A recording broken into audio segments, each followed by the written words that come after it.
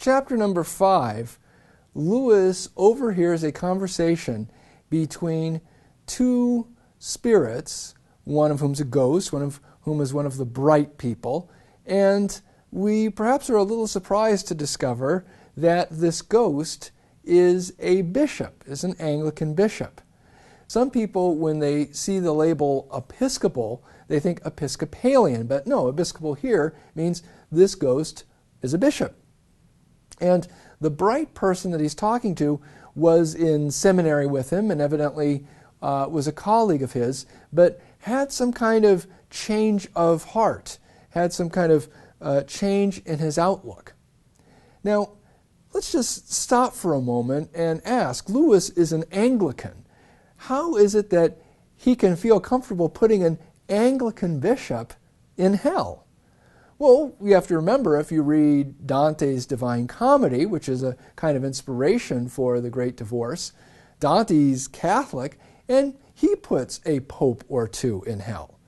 One of the things that perhaps can be surprising if you don't belong to a Christian communion that has some kind of hierarchical authority, communions like the Church of England or the Roman Catholic Church or the Greek Orthodox Church, you can think that the people within that communion think that their hierarchy is somehow free from sin, that they're somehow saints walking on earth. But in fact, the people within those communions are well aware that their own hierarchy are human, that they have faults and failings. Even though there are certain gifts that they have from God in terms of governance and in terms of being able to unite and provide teaching, it's still the case that these will be human beings that are fallible in many ways and flawed.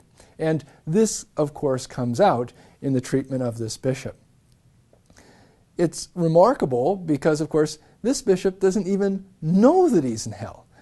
He doesn't believe in a literal heaven or hell.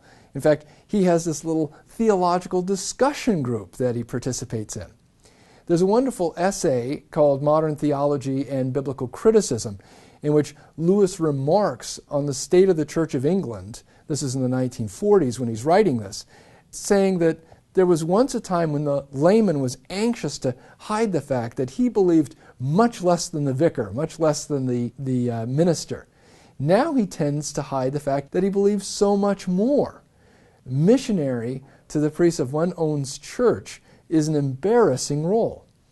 Lewis evidently felt that there were a lot of ministers, a lot of the clergy in the Church of England that really at that point no longer believed in a lot of the traditional teaching, not only of what you might describe as the Church of England as Anglican theology, but sort of the broad base of traditional Christian belief.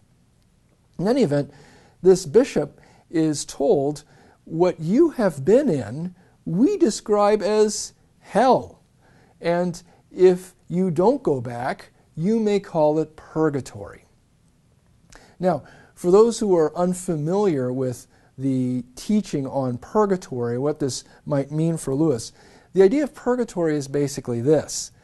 In the book of Revelation, we're told that nothing impure can enter the sight of God. So if you have a soul that's dying and dying with attachment to sin still on its soul, that needs to be cleansed. So Lewis's view presumes a view of growth and holiness in which a soul is being changed, a soul is being perfected. There are some Christians that when they look at redemption, they look at as a soul as just sort of being covered over, that the soul doesn't fundamentally change, but its sins are being hid, as it were, from God. But the Christian belief that Lewis is drawing on here is the notion that a soul is not just being covered over, but is really being totally purified and totally remade, is a new creation. And if that isn't accomplished by the time that the person dies, there has to be something that happens afterwards. Nothing impure can enter the sight of God. Well, let's think a little bit. Why would this bishop's position be damnable? What is it in what he believes that puts him in a state where he appears to be unable to unite himself to God. As the conversation develops between the bishop and this former friend of his, what comes out is that he prefers a subjective state to an objective good. He loves inquiry. He loves the subjective search for the truth more than actually finding the truth. Inquiry is for the sake of finding answers. But answers are, of course, they judge whether or not our inquiry has been successful or whether it's been fruitless. Think on a natural level, on just the animal level. We eat for the sake of nourishment. There are other things that eating accomplishes, maybe brings us together with friends, maybe the things that we just like just because of the way they taste. But ultimately, eating is something that is meant to replenish the body. And if we were to eat in a way that had no reference to nutrition, in fact, it were just unhealthy for us, there would be something disordered about that. Like the wealthy Romans who would make themselves vomit so that they could keep eating the food that they liked. Well, when we think about being self-indulgent, that isn't something that has to happen always with material things like food or money. It can happen with intellectual things too. The mind can revel in its own power and even attempt its own independence from reality.